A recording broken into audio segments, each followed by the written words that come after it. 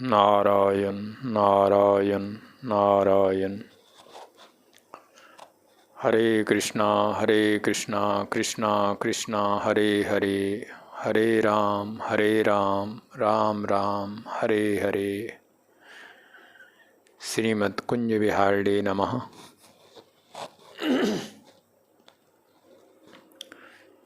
श्री बिहारी जी के चरणों में आप सभी के लिए मैं मंगल कामना करता हूँ। आप सभी का मंगल करें।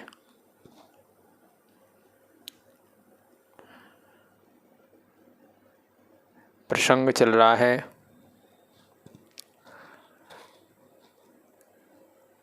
कि साधकों का जीवन कैसा होना चाहिए, किस प्रकार से उन्हें अपनी दिनचर्या बनानी चाहिए। कल मैंने कुछ आपको बताया था कि हर एक इंसान में कुछ जो भी जीव होता है उसमें कुछ दोष नैसर्गिक पाए जाते हैं। नैसर्गिक उसके अंदर वो दोष होते हैं, स्वाभाविक। तो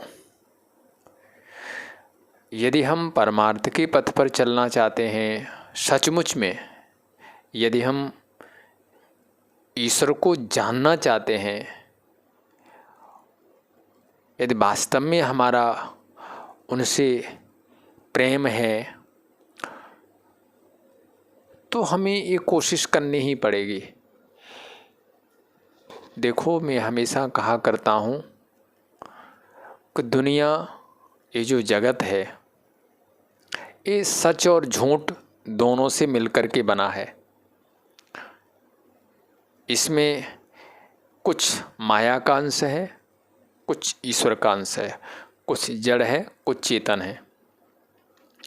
तो संतों के मुख से हमने ऐसा सुना है कि चूँकि जगत सच और झूठ दोनों से मिलकर के बना है, तो ये सच और झूठ दोनों से मिलकर के ही चलता है। व्यवहारिक जगत में हम देखते हैं, कई बार कोई व्यक्ति हमारे घर में आ गया, हमारे वो आराम करने का समय था, लेकिन कोई आ गया तो देखिए, हमें अंदर से तो उस पर बहुत नाराज़गी है कि ये समय कोई आने का है, ऐसे ही चल पड़ते हैं। लेकिन ऊपर से फिर भी हम हंस करके मुस्करा के उनसे बात करते हैं, आइए बैठिए। और कई बार तो बहुत लोग कह देते हैं, हम आप ही की चर्चा कर रहे थे, आप ही को। अंदर से वो व्यक्ति बिल्कुल उसको पसंद नहीं कर रहा है, लेकिन ऊपर से वो इस प्रकार का व्यवहार कर रहा है। तो इसमें ये कुछ है ही दुनिया ऐसी। परंतु ध्यान रखिए, ईश्वर के साथ, गोविंद के साथ ये दो प्रकार की स्थिति वाला माहौल नहीं चलेगा। ये जगत में ही चल सकता है, ईश्वर के साथ नहीं चलेगा। इसलिए संत कहते हैं कि जब सर्प रास्ते में चलता है तो टेढ़ा मेढ़ा होके चलता है, सीधा नहीं चलता, थोड़ा सा इधर उधर टेढ़ा टेढ़ा होके चलता है। लेकिन सर्प जब अपने घर में जाता है, अपने घर में घुसता है, किसी बिल में घुसता है, तो उसमें बिल्कुल सीधा जाता है। तो इसी प्रकार से जो ईश्वर के मंदिर में, हम गोविंद के मंदिर में जा रहे हैं या गोविंद के समीप जब जा रहे हैं, वो हमारा अपना घर है। दुनिया में हम चाहे जैसे भी जिए, परंतु जब ईश्वर की तरफ हमें चलना हो तो बिल्कुल छल कपट रहित होकर के चलना चाहिए। रामचरितमानस में लिखा है, भगवान राम कहते हैं कि कोटि विप्र बध लागे जाऊ, आवे शरण तजै न ताऊ।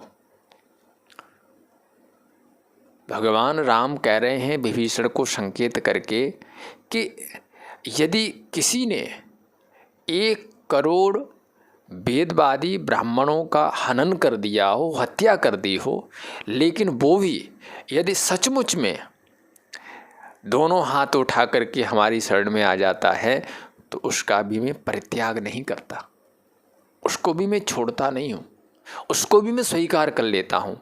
लेकिन मैं किसे स्वीकार नहीं करता वो आप ध्यान देना कि मोह कपट छल छिद्र न भावा। प्रभु कहते हैं बस मुझे कपट अच्छा नहीं लगता, पापी व्यक्ति को तो मैं स्वीकार कर लेता हूँ लेकिन कपटी व्यक्ति को मैं स्वीकार नहीं करता। इसलिए विभीषण ने जब राम का आश्रय लिया तो उन्होंने सीधा परिचय दिया कि मैं रावण का भाई हूँ और मैं आपकी शरण में आया हूँ। तो भगवान राम ने बड़े प्यार से गले लगा लिया, लेकिन शूर्पणखा ने अपना वास्तविक परिचय नहीं दिया। तो परिणाम ये हुआ कि उसके नाक कान कट गए और उसको कुरूप होकर के जाना पड़ा। तो इस चीज़ पर विशेष ध्यान दे साधक कि जब ईश्वर के सामने जाए, ऐसा नहीं है, आप ये नहीं सोचना कि हम लोग कोई बचपन से ही ऐसे थे कि हमारा चित्त शुद्ध हो गया। नहीं नहीं, जब व्यक्ति इस धरा पर आता है, जब जन्म लेता है तो अधिकतर जो जीव होता है वो अज्ञानी ही होता है। लेकिन धीरे धीरे वो जैसे जैसे ईश्वर कृपा होती है और किसी अच्छे महापुरुष का सहारा मिलता है तो वो धीरे धीरे इस रास्ते पर आ जाता है। तो मेरा ये आपसे कहना है कि आप कितने बड़े पापी हैं, आपको ईश्वर स्वीकार कर लेगा, आपको नारायण स्वीकार कर लेंगे, लेकिन हाँ, दिल के साफ रहिए। छल कपट हेरा फेरी ये सब चीज़ें यदि आप इस पथ पर आना चाह रहे हो, थोड़ा सा इन चीज़ों से अपने आप को दूर रखिए। दूसरी बात ये भी हम साधक के लिए कह रहे हैं, ये जो शरीर है जिसको हम इतना सजा रहे हैं, संवार रहे हैं, और सारे दिन आज के समय में तो महाराज हर एक जीव का अधिकतर ध्यान अपने शरीर की तरफ ही रहता है। वो सारे दिन यही देखता है कि ये सुंदर कैसे रहे, ये स्वस्थ कैसे रहे, ये जवान कैसे रहे। तो देखो, जब तक इसमें प्राण है, जब तक ये जीवित है, तभी तक इसकी सार्थकता है, तभी तक इसकी विशेषता है। जैसे ही इसमें से प्राण निकल जाते हैं तो आप लोग देखिए, स्वयं विचार कीजिए कि जब इसमें से जीव निकल करके चला जाता है तो ये कितना अशुद्ध, 13 दिन तक तो घर में पातक रहता है, मंदिर जाना बंद, धार्मिक काम करना बंद, 13 दिन तक घर में पातक हो जाता है। और उस शरीर को कोई भी फिर घर में रख के खुश नहीं है, सब चाहते हैं अब जल्दी इसको ले चला जाए। सुनाते हैं, संतों के मुख से सुना है, ध्यान देना। एक अपने भारत में सम्राट अशोक हुए हैं, बहुत अच्छे एक धार्मिक राजा हुए वो। तो उनकी एक विशेषता थी, जब कहीं भी कोई संत देखते थे, कोई भगवा वस्त्रधारी देखते थे, तो वो रथ से उतर करके अपना मुकुट उतार करके उसके चरणों में रखते और उसे प्रणाम करते। ये उनका नियम था। रथ में बैठ के जा रहे हैं, कहीं भी कोई सन्यासी देखा, कोई फकीर देखा तो महाराज उतरे, बड़े प्रेम से श्रद्धा के साथ उसके चरणों में सिर रख करके प्रणाम किया। तो उनका जो मंत्री था उसे ये बात कुछ अच्छी नहीं लगती थी, अच्छी सी नहीं लगती थी। उसका ये कहना था कि चलो यदि कोई महापुरुष है, योग्य है, उसके चरणों में झुकें तो अच्छा है, लेकिन आप तो हर किसी के चरणों में अपने सर को झुका देते हैं। तो वो कई बार कहा करता, महाराज आप सम्राट हैं, ये जो सिर है ये सम्राट का सिर है, ये हर जगह झुकना नहीं चाहिए, इसकी बड़ी कीमत है। वो बार बार ये कहता कि इस सिर की बड़ी कीमत है, आप इसको हर किसी के सामने झुका देते हो। तो सम्राट अशोक बड़े समझदार, और सुलझे हुए राजा हुए हैं। तो एक दिन उन्होंने उस मंत्री को समझाने के लिए एक कोई युक्ति निकाली और मंत्री से कहा कि ऐसा करो, आज जितने भी जंगली जानवर हैं, पंछी हैं, उन सभी के सर काट के लेकर के आओ। तो वो गया तो कुछ पंछियों के सर काट के ले आया जंगल में। कुछ जानवरों के जैसे शेर है, हाथी है, आदि आदि बहुत सारे जंगली जानवर, उनके भी सिर काट कर के ले आया और कहा किसी मनुष्य का सिर भी लेकर के आना। तो महाराज एक कोई मर गया था, तो मुर्दा था, तो उसका सिर भी काट करके लेकर के आ गया। ध्यान देना, बहुत सारे पंछियों के, जानवरों के सर उसने ला कर के सामने रख दिए। राजा ने कहा ऐसा करो, अब इसको लेकर के मार्केट में जाओ और जितने भी सर हैं सभी को बेच करके आओ। तो मंत्री, और कहा तुमको खुद जाना है बेचने के लिए। तो मंत्री खुद मार्केट में चला गया। वहाँ उसने रख दिए, लिख दिया ये हाथी का सिर है, ये सिंह का है, ये उसका है, ये उसका है, सभी सारे, ये फलाने पंछी का है, फलाने पंछी का है। तो महाराज लोग आए और किसी ने हाथी का सिर, क्योंकि ये सब जितने भी शेर का जो सिर है वो भी कहीं न कहीं दबाव में काम आ जाता है, हाथी का सिर काम आता है, जितने भी जानवर हैं कहीं ना कहीं सभी के सिर किसी काम में आ जाते हैं। सब बिक गए, केवल एक सिर रह गया और वो था मनुष्य का। बाकी सारे बिक गए। वो शाम तक बैठा रहा, सभी को बुला बुला करके कहता है कि भाई कोई इसे भी खरीद लो। एक को ज़बरदस्ती बुलाया गया, कहा भाई एक सिर रह गया है, इसे भी ले लो। उसने कहा मुझे फेंकना पड़ेगा, मैं इसको लेके करूँगा क्या, ये हमारे किस काम का है। तो महाराज लास्ट में वो मानव उसके सिर को लेकर के वापस राजा के पास आ गया। राजा ने पूछा कि सभी सिर बिक गए? बोले हाँ सभी के सिर बिक गए, केवल एक मनुष्य का सिर नहीं बिका, वो रह गया। क्या बात, क्यों नहीं बिका? कहा किसने लिया ही नहीं, सभी कहते थे इसे तो हमें भी फेंकना पड़ेगा, ये किसी काम का ही नहीं है। तो सम्राट अशोक ने उस समय मंत्री से कहा कि मान लो यदि इसकी जगह हमारा सिर होता तो कोई खरीदता? बोले नहीं महाराज, कोई नहीं खरीदता। तो बोले जब मैं इस सिर को किसी संत के, किसी फकीर के चरणों में जब झुकाता हूँ तो तुम्हें ऐतराज़ होता है, तुम नाराज़ होते हो, तुम कहते हो सम्राट का सिर है। ये इस सिर की यही सार्थकता है, जब तक इसके अंदर जीव है, इसमें चेतनता है, ये महापुरुषों के चरणों में, बड़ों के चरणों में झुकता रहे, इसकी यही सार्थकता है। मरने के बाद ये शरीर और सिर किसी काम नहीं आएगा। इसलिए साधकों के लिए हमारा ये कहना है कि जहाँ कहीं भी कोई देवालय है या कोई महापुरुष हैं, उनके चरणों में इससे अहंकार टूटता है। और अहंकार सबसे बड़ा एक इसमें दीवाल है। तो अपने सिर को भगवत चरणों में झुकाते रहो, महापुरुषों के चरणों में झुकाते रहो और उनसे प्रार्थना करो कि प्रभु कुछ ऐसी कृपा करो कि हमारे हृदय में आपके प्रति प्रेम जागृत हो जाए। ईश्वर से जब कभी अकेले होते हो तो मांगो। भागवत में ये वर्णन आता है कि जब हम ईश्वर की आराधना करते हैं, कहीं अकेले कमरे में बैठ करके जब हम उसे पुकारते हैं, तो उस समय साधक को कुछ इस प्रकार के अपने मन के भाव बनाना चाहिए।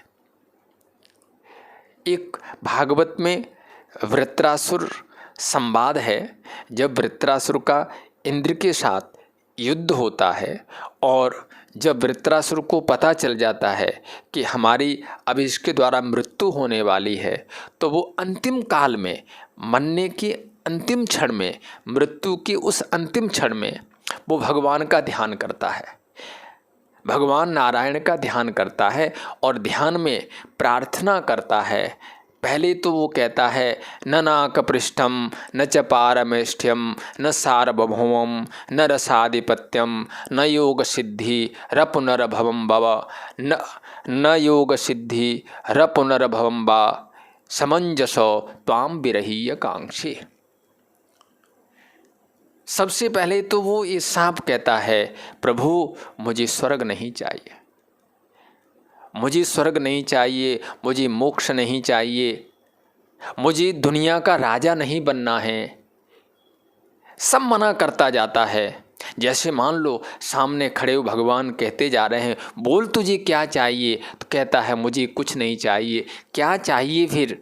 त्वाम विरहीय कांक्षे, एक अपने विरह में रोना दे दो, एक ऐसी याद कि बस आपकी जब भी याद आए तो हमारी आंखों में आंसू भर आए, ये हमें दे दो। तो हम भगवान से ये मांगे कि प्रभु कुछ ऐसे हमारे हृदय को बना दो, अंतःकरण को ऐसा बना दो कि जब भी आपकी याद आए तो आंखों में आंसू झलक पड़े।